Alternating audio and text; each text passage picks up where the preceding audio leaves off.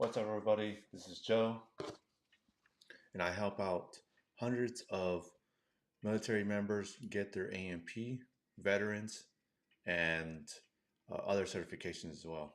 With other certifications, it's probably in the thousands, but uh, my main mission is to get you the very important credential that you need if you're going to be in aviation maintenance, and that's the AMP.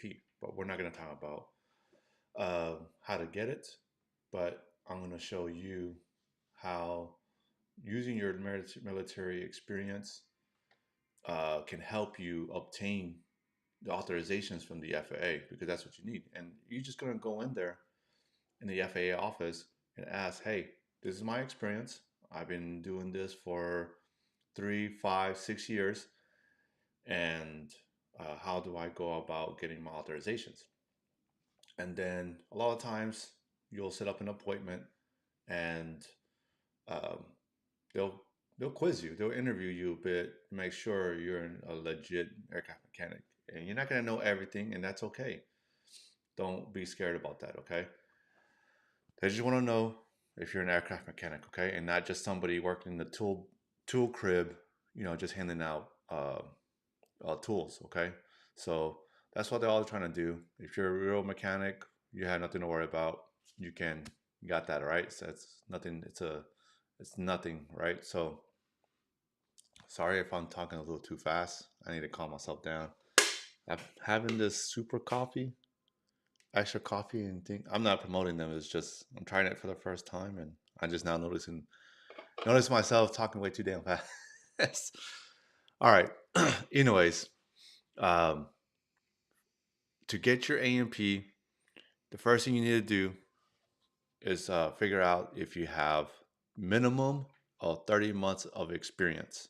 Okay, if you do, then you most likely qualify for both airframe and power plant ratings, so you can go take your exam. So the process goes, I'll make it super simple. Once you meet that requirement, you don't need to go to college for 2 years or 18 months or 12 months. Okay, you're already in the military, which I think is a great way to get your experience. And I kind of like the setup too, because if you go in the military, and I give this advice, you can go to school, get you know, your school in, get your degrees in if you want that, because you can get that also in the military. And if you want to continue your education, you can go afterwards and get the thing. If you don't want to go to war, probably the best time now is now, because the one thing I like about this administration is he's not looking for new wars. Others were. Um, I don't care who you don't like and like. It's just that I was in the military too, and it makes you wonder why when you're deployed somewhere, you're like, why are we here? So, anyways, you can get your experience through the military as well. I don't know if knew that. That wasn't really something that was on my radar coming in the military. But if you love aviation like I did, I loved work. I live across the a lake from Lockheed Martin right now, and what I love to do is hear the airplanes, hear the watching them fly over. Once in a while, Blue Angels will come in. Once in a while, Thunderbirds will come in, and I love these war machines basically. And I saw how cool they are, maneuvering, things like that. And I'm a big gearhead. I love cars. I work on my cars. That's what I wanted to do is work on those warplanes. Fixing them. I thought it was cool to be called an aircraft mechanic because, especially on these airplanes, and I just think they're freaking cool. And if I can have a great career getting out, that was my mentality. I want to join the Air Force because I want to have a great career afterwards. And I know I have athletic abilities when I first came in, and I love sports. I love to fight. I love to do other things, but I really love machines. I love cars. I love how they operate. I love how I continue to learn about jet engines and things like that. So it's something that I was passionate about. And if you're that way, then you can go to school. You can go to, if you don't want to go to the military or go to school, because I'm, if I didn't go to the military, I probably would have, if I would have known that this was a path where I could just, hey, I can work with my hands. I can, uh, I can turn a wrench, and I love to turn a wrench. And you can work at a FBO or a small shop that work on small planes and stuff like that, then I would take that route because school is not my deal. I tried to go to school 1 year after or right after high school, not my jam, and I just didn't feel a purpose there because you got to take a lot of classes I don't like. It's like it doesn't interest me. So I wanted to do something fun, so I joined the military. I wanted to travel, but also work on these planes, and I. This is how quick they picked me up, guys. I joined the military, or I went to the recruiter's office on a Friday after taking my finals, community college, and then at Tarrant County actually, which is great, but it's just not my jam. I went to the recruiter's office on Friday, and then by Wednesday I'm in San Antonio. So less than a week, I was in San Antonio because they gave me the job I wanted to do. They said, "Hey," and I want to say, and maybe there's a record somewhere out there that shows, but I wanted to be an aerial gunner first time, so it's something with an airplane. Uh, and then two was aircraft maintenance. They said to me, "Hey, you can go to San Antonio on Wednesday, but you're gonna be an aircraft mechanic." I was like, "Yep, send me." So I'm in San Antonio boot camp on a Wednesday, and it's just something I wanted to do. I was excited about it, and I was happy that I got to pick a job or do a job that I chose. So I say these things is because some of us want to continue that path, and we don't kind of, especially if you're young, you don't see it. We don't see the big picture. A lot of us don't see the big picture, right? Um, my thing wasn't too far out, but I just wanted to experience the military. That's all I always wanted to do. You can tell my mom. I remember my mom telling me when she dropped me off, it was like, she was crying a little bit. And, but she knew that I was going to go into the military. At some point, I was going to go. And I, told her that, hey, can you drop me off I think it was some hotel or something like that. It wasn't MEPS. It was already did MEPS. It was after that, right? Again, shipped off to San Antonio. So whatever location they sent me, that's where she dropped me off, and then we had that little talk about how I knew you were gonna go, and that she was happy for me. She wasn't the moms were like, don't go. She already knew because like I played around with you know army figurines since I was a kid, so it was a matter of when I was gonna do it. So she was supportive there. She didn't try to hold me back or anything like that. And so, I went off and did my, enjoy tech school. Kind of boring because I did it at night. So I was already into the swing shift mindset because I was doing classes during the day or in the evening. Let's see. And then, I already had it in mind that I was going to do Lockheed afterwards, right? That was a path that I was on because I wanted to continue to work on military airplanes. That was just my thing. It was just my jam. And uh, so I got the skills.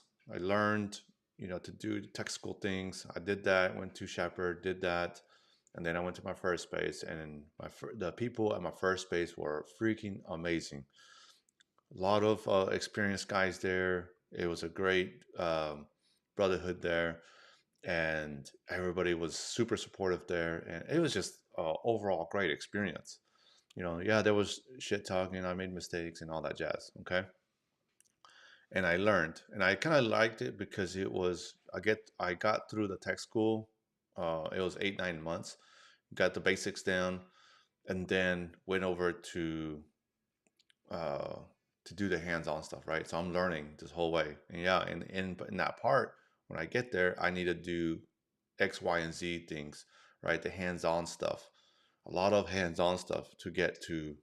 to my next level, flight level, and then you do all the hands-on stuff to get your 7 level. So I kind of like that. I wish maybe schools can kind of adopt it, because if they can do it to brand new kids in the military, why not, right? Brand new guys who had probably no, some of them not even mechanically inclined, but they got them to turn wrenches, right? I think that would be a cool. I mean, I can see the liabilities in it, but I mean, there's liabilities in the military too, where you can take somebody and build them up, right? So um, I kind of like that path. And a mom came up to me and asked me one day, it's like, hey, what, what paths can this guy take? He loves airplanes. Okay, he can go to military. He doesn't have to go active duty. He can do reserve or guard. And he can go full time guard or reserve. Where I told her certain missions that these guard places do. There's a guard base next to Tucson that they just really just train foreigners to work on their F-16s or helicopters. In that place, there's a lot of that activity there. So they don't deploy. And he can be electrician on the airplanes. He can be, hydraulic specialist here. And he doesn't have to really deploy because I was trying to less, diffuse some of the fears, but also keep in mind that what the young boy wanted, and he ended up joining active duty Marines, and she finally got over it, but it's not something that she would want for him, and as all moms really big, worry about their kid, but the young man really was all about this aviation stuff. He's a um, Harrier mechanic, I believe now, and in the Marines. So he loved what he does, and he's going to be able to gain all that experience from the military, and it's going to switch over. So when he gets out, say 6 years from now, he can go to the FAA and say, "Hey, I got this experience, and how can I go about getting my AMP?" FAA is going to review your stuff and then say, you can go test. So you can go study and take the exams. And everybody has the exams. Nobody is exempt from taking these exams. Okay, so if you want to start your prep school or whatever, you can do that. But literally, you can do these on your own. And that's coming from a guy who has a business and prepping people to for these exams. Sometimes they don't need it. There's students who go 2 years and still need some help with the exams. So it is a little bit of a tough test because it's coming from thousands of questions into these written exams, and you have to pass them, right? So schools know what the questions are. We know what the questions are going to be. 95% of the time, we know what the questions are going to be. Sometimes they might be 90, but just there's variations of the test. However, either way, pass your exams and get your AMP. If you're going to be in aviation maintenance, get your AMP. Yesterday, I was speaking to a more experienced, seasoned veteran in aviation, and he's been in the military, since the 80s. So you can figure how old this gentleman is, and he's going to pursue his AMP. He wants to get higher pay instead of living at the bottom of the barrel, and lives in Houston. And we were discussing that the FAA can be a little difficult sometimes. It just comes with the territory when you're dealing with the government, right? We'll know, that as in the military, is that when somebody has a certain amount of power, they like to kind of abuse it. Not so much abuse it, but just they're just dicks. Let's just put it that way. They're just butt heads, And this old gentleman, seasoned veteran, in aviation, a military veteran as well, and walks into the FAA and he asks them for how to do X, Y, and Z. They didn't help him out. I was like, if hopefully we can change that culture. You're not helping. You're not helping dealing with people who want to be AMPs, right? There's such a shortage, and some of these guys in these offices. This is not. This is, I wouldn't say this common, but I hear this a lot about the attitudes in these FAA offices, and hopefully we can change it. Right? We need to be more welcoming. All right, and that's my message to the FAA office because I hear this from coast to coast. This is a very I say common because there's been people that reached out to me and want to help, and then there's some of those guys that and it just sucks because I hear it too much that they just they think they're the king in the FAA. So they can, and some of these guys can be be difficult. So if that's the case, uh, call the FAA first, set up an appointment, in person. I'm not sure if they still doing it in video, but I've heard people can do it over video and ask them, hey, how can I get my authorization? All right, so that's gonna be your first step. And I know I went on for 15 minutes talking about how to go about the first step, but I like to go into my mindset of how I wanted to pursue my aviation career because in my aviation career, um, it's like a lot of people thinking, because what I hear very common in the military is that when we're discussing about what are we gonna do when we get out, right? We get we get this, huh? You're not gonna find nothing out in the military or out, in the civilian world. There's nothing out there. There's not good paying jobs in X, Y, and Z, right? And now there is.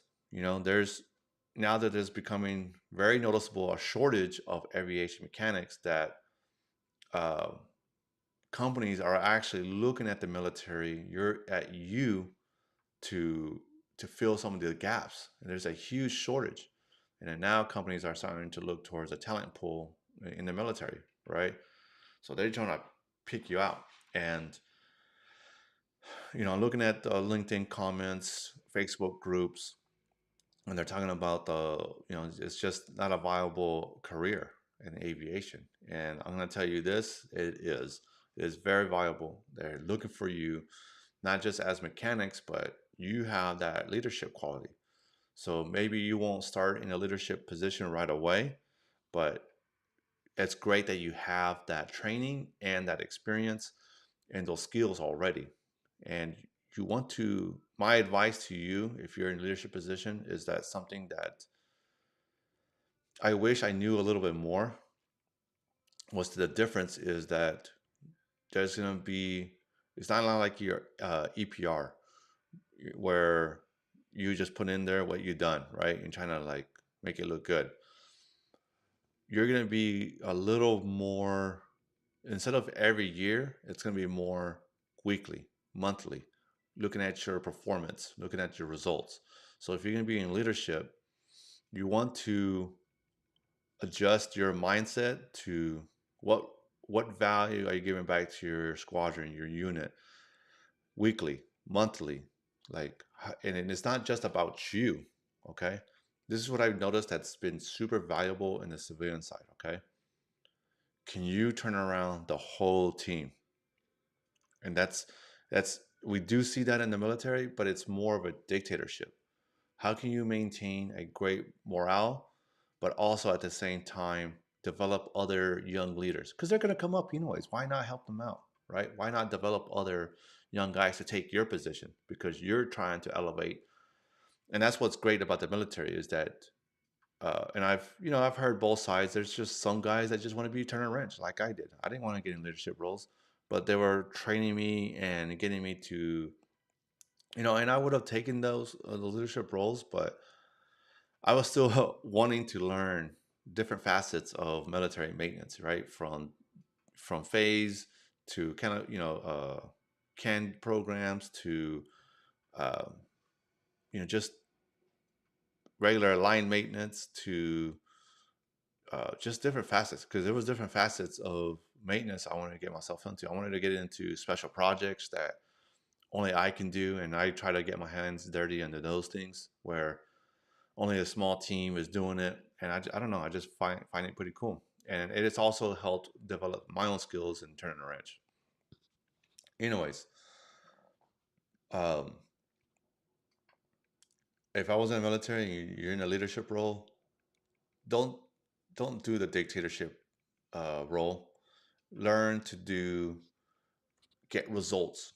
Be results oriented. How are you moving the needle? And whatever your leaders want, make those metrics, make those goals. Hey, we need to be faster at turning jets around, right? That's what I would like to emphasize is, hey, we turned 20 jets. Can we get to 22?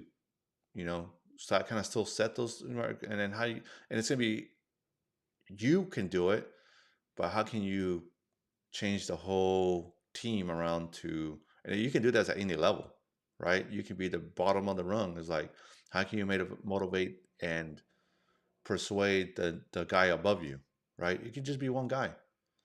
You know, how can you change the culture around your team? It doesn't take the leader to do it. Yes, it does.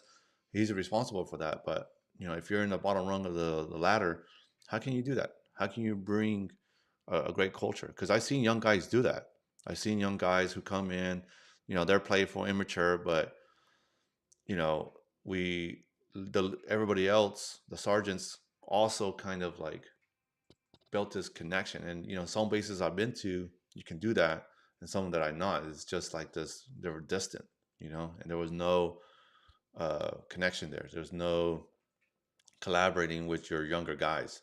So I would say, as a sergeant, get into which is do things for your younger guys. Do things something simple as having game night where you know these young guys love to play video games.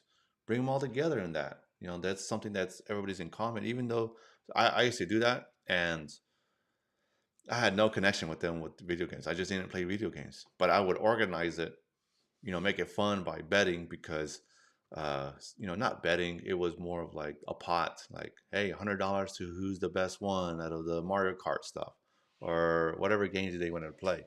So things like that can make a difference. And I was definitely not the highest ranking person. So you can change cultures, bring, people together just with things like that. Next thing is, that's what I would say about leadership. Okay, leverage those that leadership qualities, that trainings, and not don't just stop with the leadership stuff. Jocko Willink has great books, extreme ownership. Continue to educate yourself on leadership. Take take that foundation and level it up. Okay, because it's going to be important. That's what the one thing they're going to be looking into. So what I've noticed that when I talk to companies, they want you to start at the bottom, but if you show your leadership qualities as you're coming up, and it's gonna be hard sometimes, but they're gonna see it and they're gonna start elevating you. Okay, they're gonna be like begging you to be their manager, their director of maintenance, your line maintenance supervisor. So you'll start shooting up. So once you start establishing those qualities, it's gonna be, and it is easy. It is super easy, and so to me, it's been super easy in the civilian world to stand out. Showing up on time, doing your work, and you know, some people do it their bare minimum, but just doing one step, separation is like doing the simple things can separate you big time. All right, so um, but that's how you can leverage your military experience to get high paying jobs, right? You already have experience. You're going to start off not at the bottom, but you might have to start off there because they want, some of these leaders want you to get the layout of the land and get familiar with the company's culture, getting familiar with the people around you. And then as you level up, get put into that leadership position. And it'll be, a lot of times it'll be fascinating when you think. It can be 6 months. It can be 1 year, and that's pretty fast. And guys who've been around for a couple of years and get fired, they get put back into being a regular technician. So you have an advantage. You have the skill set. Try to communicate effectively in the military as far as don't be a dictator. We all seen that. Get this shit done. If not, you're going to get a LOR or you're going to get reprimanded. That's not leadership, guys. That's just being a dictator.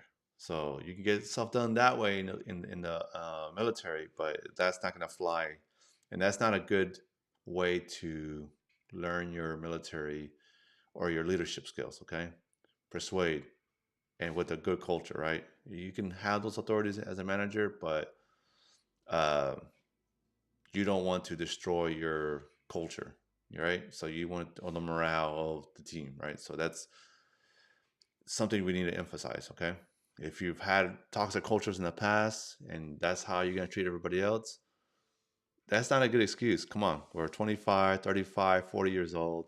Just because you got taught that way, try to make it better. All right. I hear that too much where, well, this is how I learned. Well, yeah, we get it, but we're trying to make it better. That's not an excuse anymore. You're you're an adult now. Let's change this culture, okay? Where people, when you create an environment where people want to have fun and come to work, that's the environment you want to do, okay? Like yesterday, one of my team members was like, "Hey, are you gonna if when you open up a shop in Texas, is it gonna be like what you did in Arizona?" And because that guy had so much fun, he was a nerd, but still around a bunch of crew chiefs, he had fun, and that's what you want to do, right? So you want to make a culture where people have fun. All right, so when you make a culture like that, you're going to invite people. You're going to invite people that they want to work there, even if you don't get paid. And that's what's interesting is that guy was interested in working with me, even though he didn't get paid that well. So uh, create a culture like that where they come with a purpose, where they have fun. We've had people who made it fun, and it was fun to work with them as well. Also, uh, just learn to continue to educate yourself on that. So I'll shut up about the leadership part. So develop all your skills, your mechanical skills, hands-on stuff while you're in leadership. This is what they're looking for. This is your upper hand. Okay. So develop your leadership, get your on the job training. You're gonna learn to handle things under stress, times like, hey, move it, move it, move it, move it. All this stuff is gonna translate to you once you go into the civilian side. You're gonna see the huge difference between you and somebody else. And all you need is the gap that you need to fill is learning about, say, a Cessna, learning about a Boeing and stuff like that. So if you haven't joined the military and you're looking to get into it, what I would do is see what aircraft you're going to be working on. See if you can be a Boeing aircraft mechanic or a C-12 mechanic, because some of the stuff can translate into the civilian side of things, right? There are civilian aircraft that are based off, say, some of the military planes. Same systems, just the whole foundation that, are there. Just some minor details with, so a few modifications that are military specific. But for the most part, it's the same. I know like tankers, their, landing gear, hydro systems are very similar to, say, what you'll see on commercial side. Um, T-34 engines are very similar to a C-34, right? You got the military one and you got the commercial one. Very similar, almost 90%, the same. All it is, the lubing system is a little different for military aircraft. So there's a lot of skills you're going to learn that's going to translate, and they're looking for you guys. So, and I bring this up because a lot of us don't know. Like I didn't know. I didn't know nothing about A&P until 10 months out. So what I want to do now is change or make this a viable career. That it is, you're gonna move up the ladder pretty quick just because you have those. And there's not a lot of people. There's I think it's called ATEC, Aviation Technical Education Council. They said that only 10% of the military members who are qualified go into the civilian sector in aviation maintenance. So there's so many people who don't go into the aviation sector. So you are a rare breed, okay? So use that. and develop them while you're in the military. Okay. And then get your authorizations.